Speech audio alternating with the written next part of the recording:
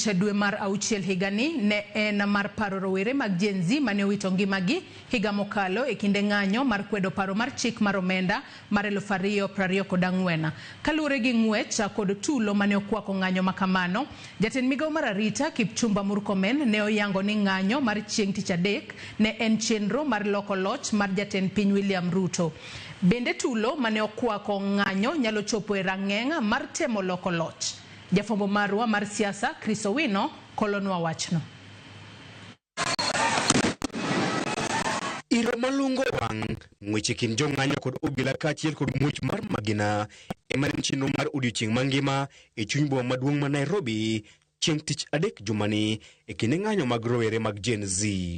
E kauntis mamoko mag Masawa, tisende obila kod apise tand loch nanga ne owang' molokore bur. Kaluwore gi jatend migawo mar arita Kipchumba Murkomen, mae ne en chenro mar luongo loch ma jatend piny William Ruto ka itiyo kod ng'anyo.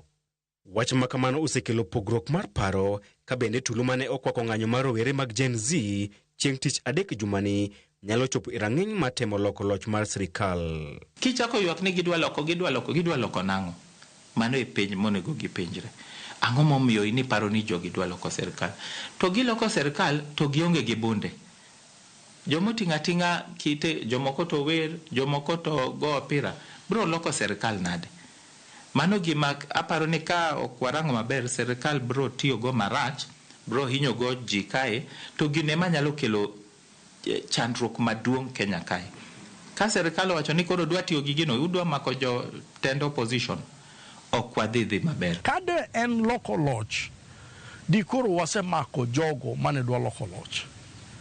Ng'eni nyithindo giwacho kama, nyithindo mag Gen Z giwacho kama, wan waonge jatelo, wan gima wadwaro en ni gigi ema umiwa mondo Kenya o change, obadilika, lokruok obede Kenya.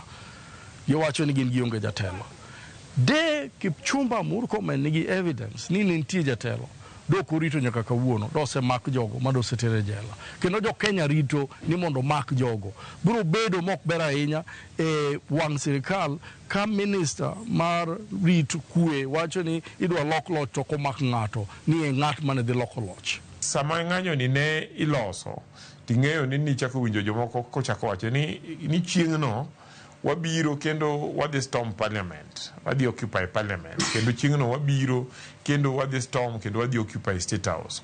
Jomoko wacho ni gidhi chamo breakfast, mara gidhi chamo lunch state house. Jomoko wacho ni chieng'no ema gidhi gole President Ruto mondo giket akani ng'ama gidwa keto. Chopo around saa 5:06 to groups no biro e town mopogore gi grube mane biro ng'anyo, ok gin wede, ok gin osiepe mag joma nonindo 2024. Kaluwore gi Murkomen, piny owacho ne oido maling'ling e wi chenro mar kwalo, ketho mwandu mag jo ohala, monjo tisende mag obila kaachiel kod rocho arita kwe motelo ne chieng' tich adek.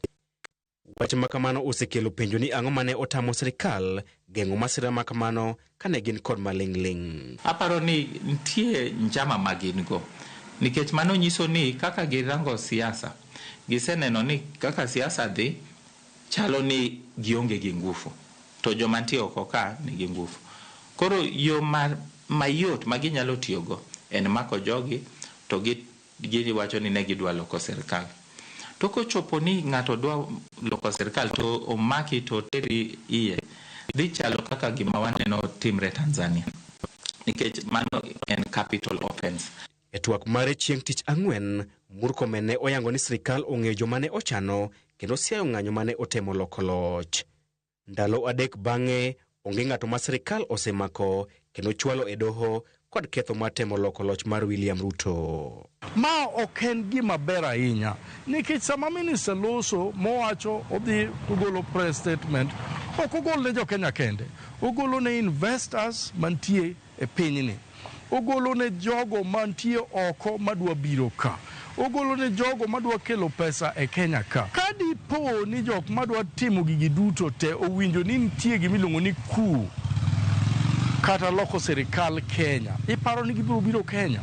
Kisewacho ni udhi storm state house, ang'o momiyo storm state house? Then parliament en symbol mar democracy. Katiba wacho e kipengele mokwongo mondo teko te mar siasa ni kuom jo Kenya. to ng'ata ng'ata matiyo kode biro tiyo kode koluwore gi katiba. Ndalo machuok mabiro ema dhi yango ne jopiny adiera ewi lendo mar Murkomen poni sirkal omako jogo magiwacho ne chano loko loch mar William Ruto. Chris Owino, Ramogi TV, Nairobi. Tije moko 7 ondhi e gwenge